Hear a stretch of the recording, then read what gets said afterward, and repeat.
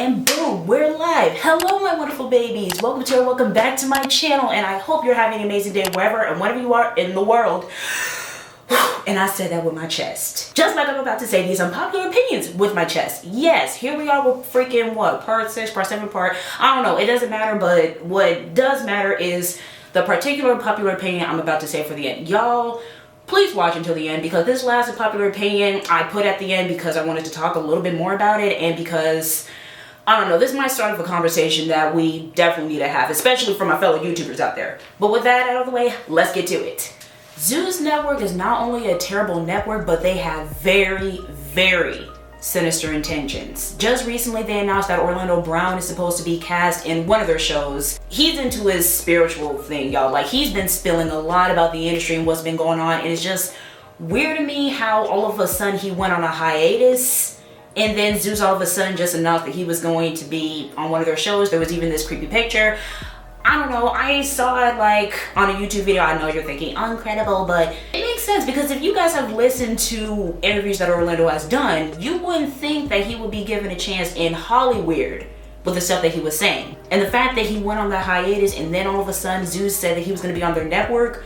Zeus, most trash network ever, the most problematic network that be featuring all types of ratchet-ish, like, something ain't adding up. And I definitely think that they're going to be using this man just like how they use Krishan Rock to up their ratings, because this man, he's been through some stuff. He has issues similar to Krishan Rock, and I feel like both of them are being used for, again, those ratings. And since Krishan has already been in the light, they're like, why don't we bring somebody else new with similar issues, and Orlando's in the pick. I don't know, it just seems weird to me, and I don't F with that network at all. There's nothing wrong with someone who wants to own a flip phone. Not everyone is gonna have phones like this, whether that be Apple or Android or freaking Google, those freaking wannabes. But again, some people just need a call and text, and that's all they really need. They don't need all those apps and stuff, and I just find it dumb. Well, first of all, I find it dumb for people that discriminate against Android users, even though I don't like the smack that goes on between Apple and Android, because at the end of the day, mofo, you just need a phone. You need to call and text your mama. Like, why are we having this debate? But for flip phones, I feel like it's even worse, especially since they started coming out with new flip phones. It's just like, why is it any of your business? If you didn't pay for it, I don't get it. The rest of the world should have taken India's lead when they decided to ban TikTok. Boy, first of all, TikTok is the devil. It's the freaking devil app. I don't like that app. It's basically putting all of our minds in the gutter, and it's making people say and do some questionable-ish.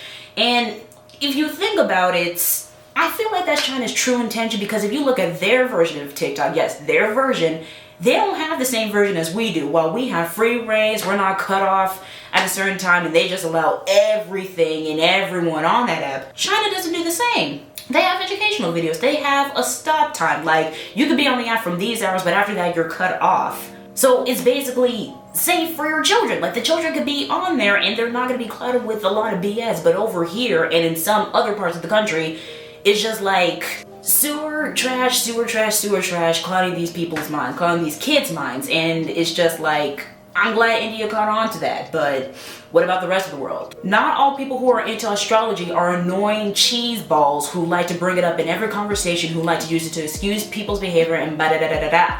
Not all of them are like that. I know, because I'm into astrology and I don't use it to bring up why people are like this. I mean, like, oh, that makes sense why you cry, like you're a Pisces. Oh, don't worry about him, he's like this because he's a Virgo. Like, I don't do any of that. I just think it's a very, very cool thing to study. I think it's something that people genuinely like to look into and just like to enjoy, and I don't appreciate people getting lumped into the, oh, they're one of those freaking crazy people that believe all of this and stuff, because I don't believe everything in astrology, because there's certain sites that say that Aquarius is like this, but then there's another site that says that Aquarius is like this, so I don't take it all to heart. I take bits and pieces and be like, oh, that's cool. It's the ones that take it too freaking seriously that you need to avoid. Say it with me.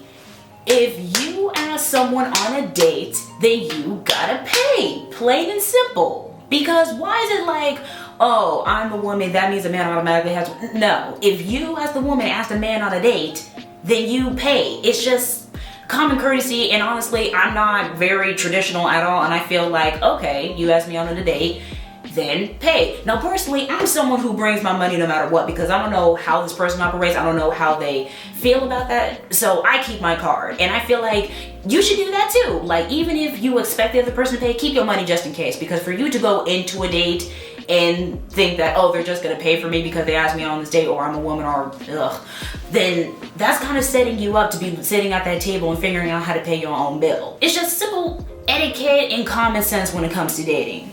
At this point, high-end fashion companies are just making stuff just to see who wears it. I don't think they really mean to make stuff and expect people to wear, but at this point they're just freaking bored, and it's just like, okay, we'll make, because you guys have seen these big super Astro Boys, Sonic the Hedgehog looking Mario Kart freaking boots, right? Who in the heck would buy those, and who in the heck would wear them unless it's for a costume? And shoot, for a costume, I'm not paying 300 smackaroonies for them. At this point, they're just making stuff just to make stuff and just slapping price on it, because they know that these certain dumb individuals will pay for it because there's a brand attached to it, because it has Gucci, because it has Louis Vuitton, because it has it has something on it, and I don't know, they just seem bored.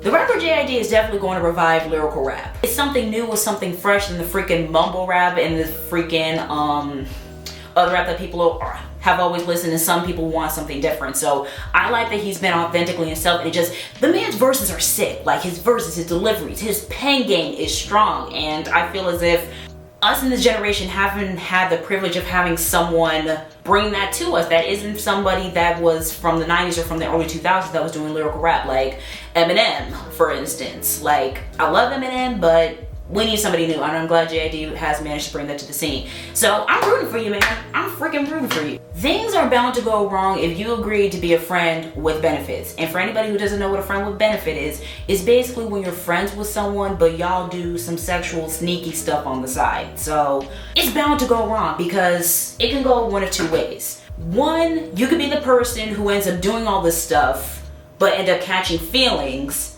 Or you guys decide, hey, collectively, you guys want to be friends with benefits after being friends for how many years? Something bad collides, and then you guys just stop being friends, and you guys wasted a good friendship. And it's just like, it's not worth the risk of ruining a friendship. Like, I don't get it. Like, for me, it's either you're dating, you're friends, or you're just hooking up. I don't like this freaking friends with benefits trend going on. Like, to me, it's sort of, in my opinion, desperate, and it's sort of risky, because again, you're going to be ruining a good friendship because you want to get laid. If you want to get laid that bad, then just go find a sneaky link and go find a hookup. For my final unpopular opinion, Susan stepping down as CEO isn't an automatic W. Right? The next CEO could be worse, if not just freaking awful, than her. That person could have the same ideals as her, saying, oh, they want to make the app safe for children, and they want to protect the children, and all this other stuff, and just completely muddle down people's creativity. And they can also be very, very freaking biased and low-key racist.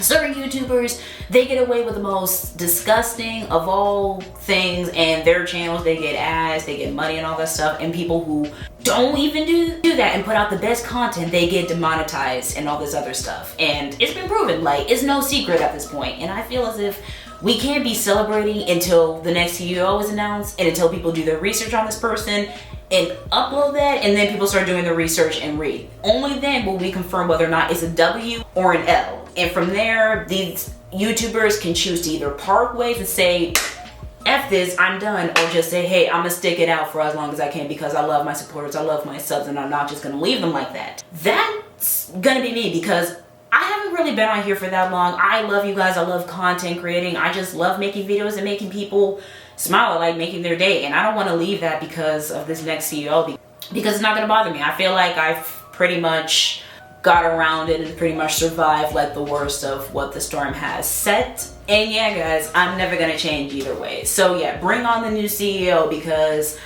I'm ready, along with a couple of other YouTubers. I don't know, what do you guys think? Leave it in the comments. Hopefully you guys enjoyed this video, and I don't think I was that triggering this time. I think this probably is my most tame of my unpopular opinions. I don't know, but I kind of had a good time just reading a couple of these off and just getting my mind up, because my mind has been all over the place, and I just needed to vent and let it out into my notes. So don't forget to give this video a big thumbs up, a sweet, sweet comment, and of course, subscribe. And I will see you guys in the next one. Mwah! Bye, guys.